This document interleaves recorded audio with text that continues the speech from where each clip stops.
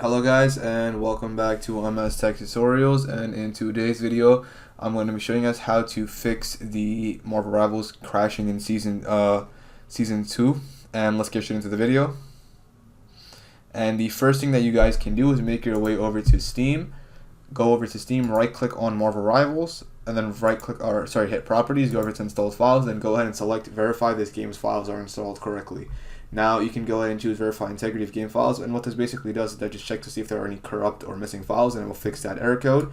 And then you can go ahead and start on Marvel Rivals. That should fix the issue. The second method you guys can try doing is by going over to the search bar and type in Device Manager in the search bar. Click on the display adapters, right click on your GPU and hit Update Drivers, and then go ahead and choose Search Automatically for Drivers. And then now once that is done, that is basically just updating your drivers. Another way of doing that is by using the GeForce Experience app directly if you're on NVIDIA.